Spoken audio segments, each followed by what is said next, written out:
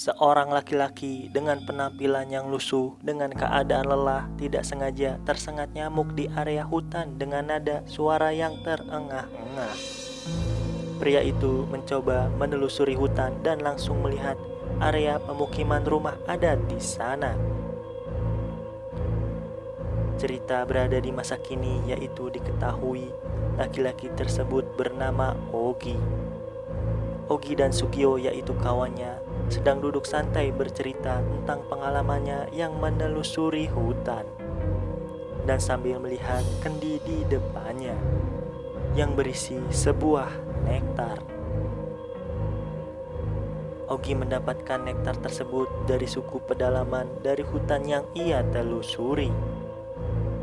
Ogi bercerita bahwa nektar didapatkan dari hasil sebuah pohon yang dianggap dewa oleh suku pedalaman yang ia temui.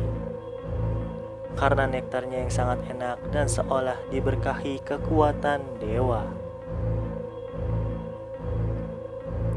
Sugio, teman Ogi yang mendengar cerita, bertanya kepada Ogi, apakah benar nektarnya seenak yang Ogi ceritakan? Lalu Ogi langsung saja membuka dan mencoba merasakan nektar dari dalam kendi tersebut dan mengambil dengan jarinya yang dicelupkan ke dalamnya sambil mengeluarkan kata-kata lezat dan manis untuk nektarnya.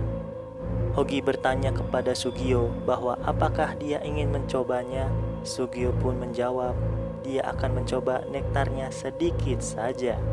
Tapi di saat Sugio ingin mencobanya, Ogi memperingati Sugio bahwa saat memakan nektar tersebut jangan sampai ketahuan oleh sesuatu atau bisa dibilang oleh dewa nektar. Dan Ogi pun serius dan bersikeras mengatakan tentang hal itu kepada Sugio. Di lain hari, Sugio mengajak teman-temannya untuk datang dan mencoba mencicipi nektar yang Ogi ceritakan. Tapi di saat memanggil Ogi, Ogi tidak menjawab panggilan teman-temannya. Kame, salah satu teman dari Ogi, mencoba masuk menyelinap lewat jendela kamar Ogi dan menemukan kendi nektar yang ia cari. Sugio mengatakan bahwa kita tidak boleh menghabiskan nektar ini karena takut Ogi akan marah tentang hal ini. Namun temannya memaksa dan langsung mencoba nektar tersebut dengan teman-temannya bersama-sama. Di saat sedang mencicipi nektar, salah satu teman Ogi mencium bau busuk yang aneh dari rumah Ogi dan langsung melihat bercak darah yang menempel di dinding dengan menyisakan kaos polos yang menempel bersama bercak darahnya. Teman-teman Ogi pun langsung cepat bergegas kabur dari rumah Ogi. Di tempat yang berbeda, Sugio dan keempat kawannya mencoba meminum nektar tersebut di tempat lain dan mengisinya dengan botol masing-masing. Di saat mereka sedang asik meminum nektar tersebut, tiba-tiba saja teman mereka, yaitu Yasumin, meledak hancur lebur di depan mata mereka dengan hanya meninggalkan bercak darah seperti di rumah Ogi. Sugio dan teman-temannya panik akan kejadian tersebut. Mereka kabur dan duduk terdiam. Namun Sugio baru mengingat perkataan yang Ogi ceritakan, yaitu di saat memakan nektar tersebut diharuskan sembunyi, karena akan terjadi sesuatu apabila ketahuan sang dewa.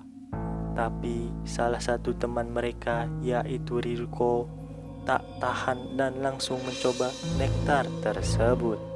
Namun seketika badannya hancur, meledak tak tersisa.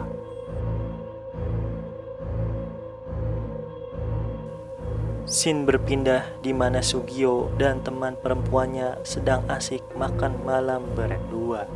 Namun tampilan mereka sedikit berubah, yaitu wajah yang lusuh, badan yang kurus seperti orang kelaparan. Sugio mengatakan bahwa indera perasa bagi yang memakan atau meminum nektar tersebut akan hilang dan tak bisa memakan atau minum selain nektar tersebut.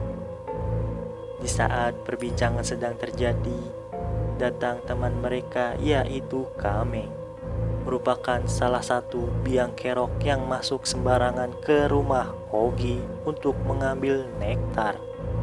Kami bercerita yaitu dia selamat dari nektar tersebut dikarenakan ia memberikan nektarnya ke orang lain supaya nektarnya bisa menjauh dari dirinya. Lalu Kame dan Sugio dan teman perempuannya mereka yang kini hanya tinggal sendiri sedang duduk di pinggir area sungai.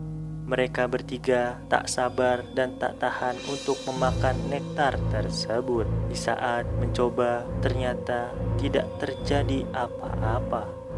Namun membuat Sugio ingin juga meminumnya.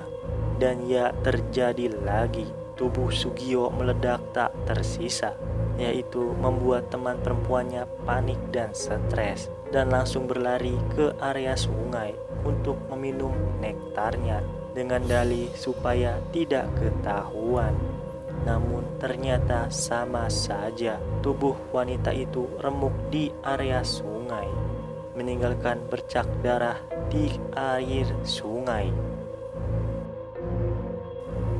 Kame yang melihat dompet Sugio langsung mencoba mengambilnya. Dan ternyata di dalamnya ada sebuah peta menuju area hutan untuk mengambil nektar tersebut. Waktu terus berjalan, Kame akhirnya berhasil datang ke area hutan dengan arahan map yang didapatkan. Kame menelusuri hingga akhirnya menemukan sebuah pohon dengan bentuk yang aneh, yaitu batang dan rantingnya yang menggeliat. Kame di saat melihat pohon tersebut, ranting dari pohon itu tiba-tiba saja menghilang seketika dan kembali lagi dengan cepat. Namun tetap saja Kame yang bersikeras ingin merasakan nektar itu lagi, langsung menancapkan pisau ke pohon itu untuk segera mengambil nektarnya. Akhirnya Kame pun tewas seperti kejadian yang sudah terjadi, yaitu tubuhnya diremukkan dan dihancurkan oleh pohon dewa nektar tersebut.